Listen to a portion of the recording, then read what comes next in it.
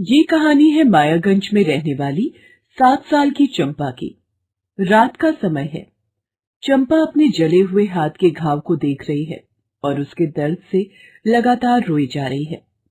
माँ, बाबा, आप लोग मुझे अकेला छोड़कर क्यों चले गए? अरे मुझे भी ले जाते अपने साथ, मेरा मन यहाँ बिल्कुल नहीं लगता है। आप लोगों की बहुत याद आती है। 6 महीने पहले की बात है। चंपा के पिता श्यामलाल अपने खेत में काम कर रहे थे। चंपा की माँ कमला भी उनकी मदद कर रही थी। कमला, कमला, इस बार बारिश अच्छी होने के कारण हमारी फसल देख कितनी लहलहा रही है। देख रही हूँ जी, और सोच रही हूँ कि इस बार त्योहार में चंपा को नई फ्रॉक दिलानी है। अरे जरूर दिलाएंगे नई फ्रॉक, क्यों नहीं दिलाएंगे है? आखिर वही तो हमारा सब कुछ है। श्यामलाल ये कह ही रहे थे, तभी उन्हें अपने पैर में किसी चीज के काटने का एहसास हुआ। वो दर्द से बिलबिला गए। कमला, कमला, लगता है किसी चीज ने मुझे काट लिया है। श्यामलाल ये कहते हुए गिर पड़ा। उसके मुंह से झाग निकलने लगा।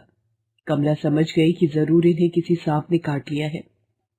वो भागकर किसी को बुलाने जाने ही वाली थी, तभी उसके पैरों में भी चुभन हुई। उसने देखा कि एक काले सांप ने उसे भी काट लिया है। आह, आह! पल भर में ही उसके मुंह से भी झाग निकलने लगा। वो भी जमीन पर गिर पड़ी। श्यामलाल और कमला दोनों की मौत हो गई। चंपा को जब अपने माता पिता की मौत की बात पता लगी तो उसका रो रो कर बुरा हाल हो गया। अपने माता पिता के मृत शरीर से लिपटकर वो खूब रोई। बाबा, बाबा, माँ, माँ, जागो ना माँ, आंखें खोलो ना।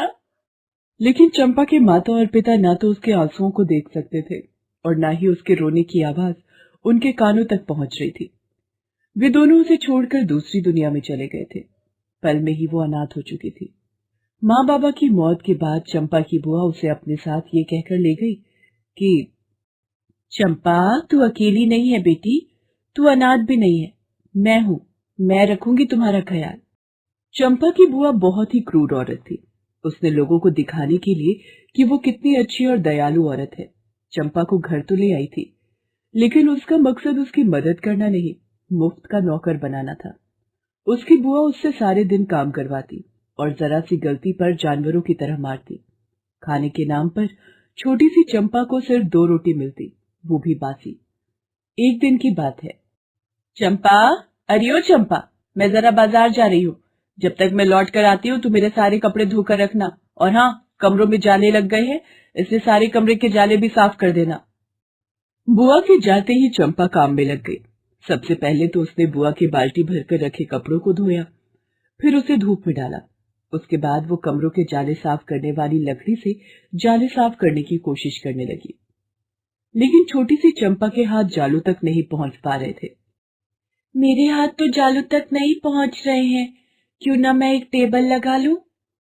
चंपा एक टेबल लेकर आई और उस पर चढ़कर जाले साफ करने लगी, लेकिन अचानक पता नहीं क्या हुआ, जालों को साफ करने के क्रम में उसकी टेबल खिसक गई और वो टेबल से नीचे गिर पड़ी और उसका सिर दीवार से जा टकराया। तुरंत ही खून की धार बह निकली। हे भगवान, ये टेबल कैसे गिर पड़ी? वो ये सोच ही रही थी कि तभी उसके सिर से टपक कर खून नीचे जमीन पर गिर पड़ा। खून देखकर बेचारी चंपा बहुत घबरा गई। हे भगवान, मेरा तो सिर फूट गया है, इसी से खून निकल रहा है। चंपा अपने हाथों से सिर को दबाकर खून रोकने की कोशिश कर रही थी, लेकिन खून रुकने का नाम ही नहीं ले रहा था। ये खून तो रुक ही नहीं रहा है। बुआ आने वाली होगी, अगर मैंने सारा काम खत्म नहीं किया तो मुझे फिर से बहुत मार पड़ेगी। चंपा अपनी बुआ के डर से किसी तरह उठकर फिर से जाला साफ करने की तैयारी करती है। तभी उसकी बुआ वहां धमकती है। अरे, ये घर को भूत बंगला क्यों बना रखा है? और ये खून खून कहाँ से आया? बुआ, बुआ, वो मैं मकड़ी के जाले टेबल लगाकर साफ कर रही थी, तो मैं नीचे गिर पड़ी। एक काम तुमसे ठीक से नहीं होता है, केवल ठूसना आता है, उसमें तो कभी कोई गलती नहीं करती हो तुम। ये कहकर उसकी बुआ ने 2 थप्पड़ उसे खींचकर मार दिए और बाजार से लाया सामान उसे रखने को कहा। एक तो बेचारी के सिर से बहता खून अभी बंद नहीं हुआ था, ऊपर से फिर से उसे मार पड़ गई। वो बेचारी कराहते हुए वहां से निकल गई। उसके सिर से अभी भी खून निकल रहा था और अंततः वह बेहोश हो गई। चंपा, अरे ओ चंपा, मर गई क्या रे? चंपा बेचारी बेहोश थी। उसने अपनी बुआ की बात का कोई जवाब नहीं दिया। उसकी इस बात से उसकी बुआ को बहुत गुस्सा आया। इस लड़की के नाटक बहुत बढ़ गए हैं। देखो तो आंखें मूंद कर ये कैसे बेहोश होने का नाटक कर रही है। अभी मैं इसकी नौटंकी निकालती हूँ। उस दिन चंपा की बुआ ने क्रूरता की सारी सीमाएं लांघ दी और चूल्हे से जलती लकड़ी निकालकर उसके हाथों को दाग दिया। वो बेचारी चीखती हुई उठ गई। देखा, मुझे पता था ये नाटक कर रही है, लेकिन इसे पता नहीं कि मेरे सामने इसका कोई नाटक नहीं चलेगा। अरे बेशरम, चल उठ और खाना बना मेरे लिए। और हाँ, आज खीर जरूर बनाना, मेरा मीठा खाने का मन कर रहा है। चंपा का धैर्य अब जवाब दे गया था। छोटी सी उम्र में उसने न जाने कितने दर्द अपने मन और शरीर दोनों पर झेले थे। उस रात उसने तय कर लिया कि वो बुआ का घर छोड़कर भाग जाएगी। आधी रात के बाद वो बुआ के घर से भाग गई। सड़क पर आने के बाद उसने पूरी तेज रफ्तार से सड़क पर दौड़ना शुरू कर दिया। मुझे मुझे जल्दी से यहाँ से भागकर कहीं दूर निकलना होगा, कहीं बुआ मेरे पीछे ना आ जाए। रात के समय वो बेचारी बदहवास सी भागी जा रही थी। तभी रास्ते में उसे कुछ कुत्तों ने घेर लिया और उसके ऊपर भौंकने लगे। वो बेचारी चुपचाप डरी सहमी आंखें बंद कर खड़ी हो गई। अचानक उसने एक आदमी की आवाज सुनी जो कुत्तों को भगा रहा था। हट, चल चल भाग यहाँ से, भाग। उस आवाज को सुनकर चंपा ने जब आंखें खोली तो उसने देखा कि उसके सामने एक पुलिस वाला खड़ा है। उसे देखकर चंपा डर गई। उसे लगा कि पुलिस वाले को उसकी बुआ ने ही भेजा है। साहब, साहब मुझसे गलती हो गई साहब। मुझे इस तरह बुआ को बताए बिना घर से नहीं भागना चाहिए था, लेकिन मैं क्या करती साहब, बुआ मुझे बहुत मारती है। ये देखो, उसने मेरा हाथ भी जला दिया। बहुत दर्द होता है साहब, बहुत दर्द होता है। चंपा की बातों को सुनकर इंस्पेक्टर घनश्याम बहुत परेशान हो गए। 2 साल पहले घनश्याम की बेटी की मौत एक एक्सीडेंट में हो गई थी।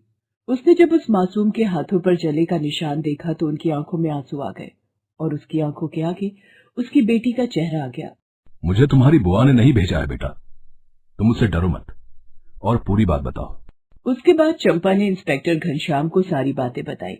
उसकी बातों को सुनकर घनश्याम की आंखें फिर से भीग गई और उसे चंपा की बुआ पर बहुत गुस्सा आया। उन्होंने एक लेडी कांस्टेबल को साथ लिया और वे सभी चंपा की बुआ के घर पहुंचे। लेडी कांस्टेबल ने जब उसे गिरफ्तार किया तो वो अच्छा बनने का नाटक करने लगी। अरे मैडम, मेरी कोई गलती नहीं है, मैं तो इसका बहुत ध्यान रखती हूँ। ये लड़की पागल हो गई है और झूठ बोल रही है। उसकी इस बात पर लेडी कांस्टेबल ने उसे जोरदार तमाचा मारा। उसके गाल लाल हो गए। झूठ ये बोल रही है या तुम? मैंने सब पूछ लिया है और इसके हाथों के जले के निशान बता रहे हैं कि तुम इसका ध्यान किस तरह रखती हो। अब जब जेल में तुम चक्की पीसोगी ना तो तुम्हें पता चलेगा कि झूठ कौन बोल रहा है। ले चलो इसे। इंस्पेक्टर घनश्याम ने उसकी बुआ को जेल भेज दिया। इंस्पेक्टर घनश्याम को चंपा में अपनी बेटी की छवि दिखती थी, इसलिए उन्होंने चंपा को गोद ले लिया। आज चंपा इंस्पेक्टर घनश्याम की बेटी की तरह उनके घर में रहती है। घनश्याम उसे बहुत प्यार करते हैं। चंपा को भी घनश्याम और उसकी पत्नी के रूप में उसके मृत माता पिता वापस मिल गए हैं। प्रकाश इंजीनियरिंग की पढ़ाई के लिए अमेरिका गया था। पढ़ाई पूरी होते ही वो अमेरिका में एक बहुत बड़ा इंजीनियर बन गया था।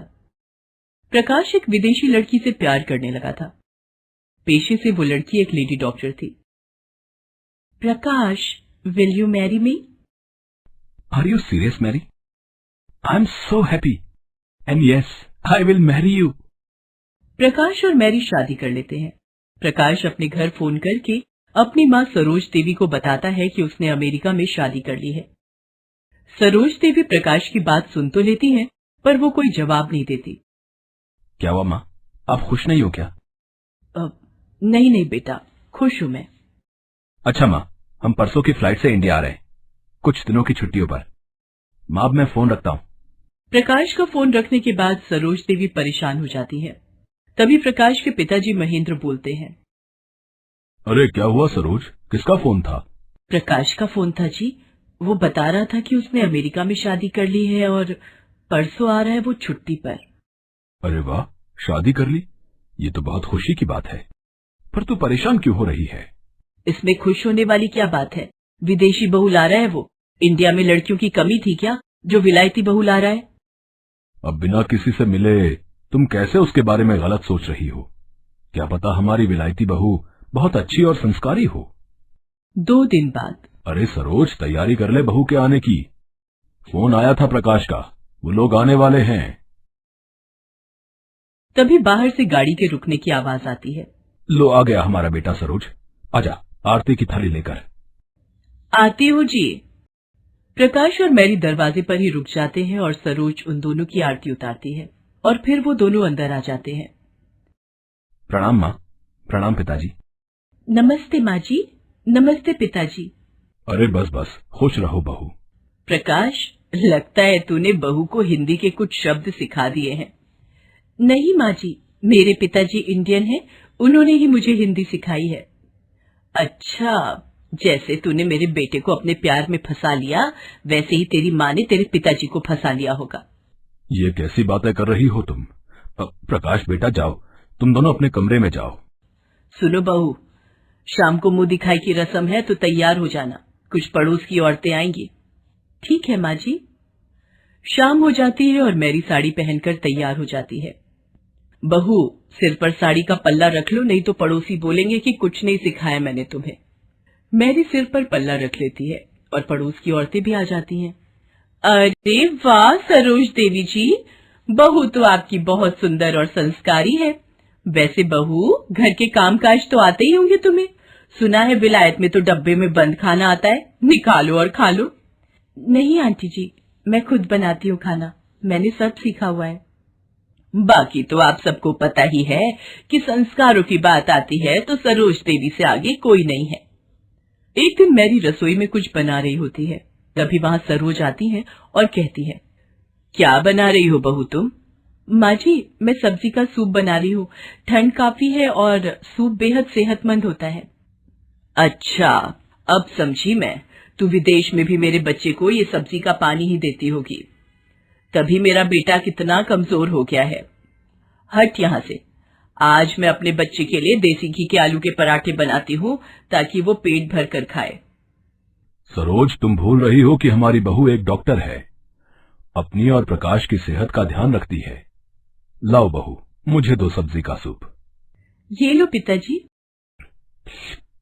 अरे वाह, बहुत बहुत अच्छा बनाया है तुमने सूप ये। थैंक यू पिताजी। बस माँ, और नहीं खाना मुझे, मेरा पेट भर गया है। अब क्या हुआ तुझे? पहले तो तू मेरे हाथ के 5-6 आलू के पराठे खा जाता था और आज 2 में ही तेरा पेट भर गया। तुझे भी वही सब्जी का पानी ही पीना है। तू भी विलायती बहू के साथ रहकर विलायती बन गया है। माँ, उसे सूप कहते हैं, वो बहुत अच्छा होता है हेल्थ के लिए।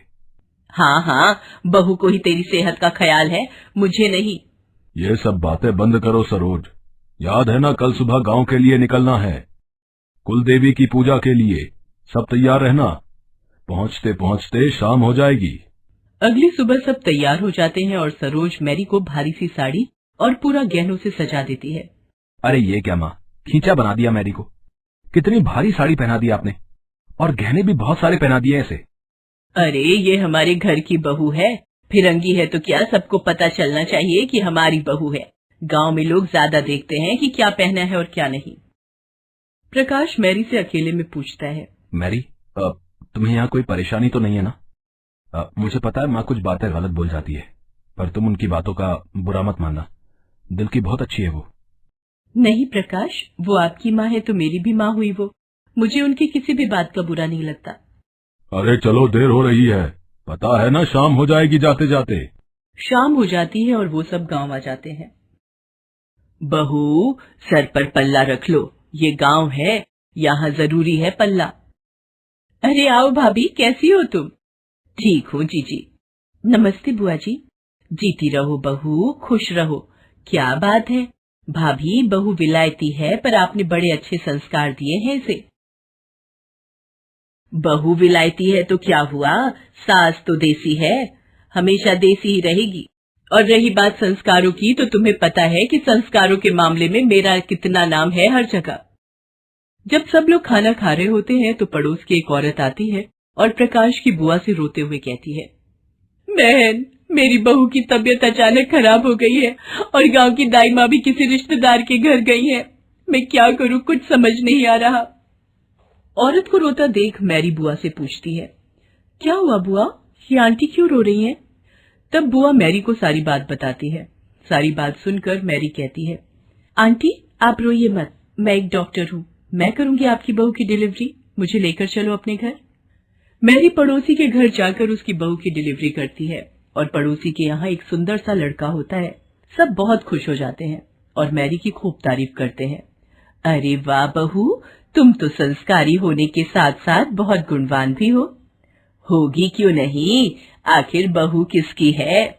मुझे माफ करना बहू, मैंने तुम्हें बहुत ताने मारे, पर तुमने मेरी किसी बात का बुरा नहीं माना। तुम बहुत अच्छी हो। अरे भाभी, अच्छी तो होगी ही ना, आप जो इतनी अच्छी हो। हाँ, क्योंकि ये है विलायती बहू और देसी सास की जोड़ी। अगली सुबह वे चारों कुलदेवी की पूजा कर अपने घर वापस आ जाते हैं। प्रकाश और मैरी के वापस अमेरिका जाने का टाइम आ जाता है। प्रकाश अपनी माँ से कहता है कि माँ, आप भी चलो हमारे साथ। अरे बेटा, मैं देसी हूँ और मुझे देसी ही रहने दे। मैं यहाँ रहूंगी तभी तो बनेगी विलायती बहू और देसी सास की जोड़ी। ये बात सुनकर सब हंसने लगते हैं और फिर मैरी और प्रकाश वापस अमेरिका चले जाते हैं।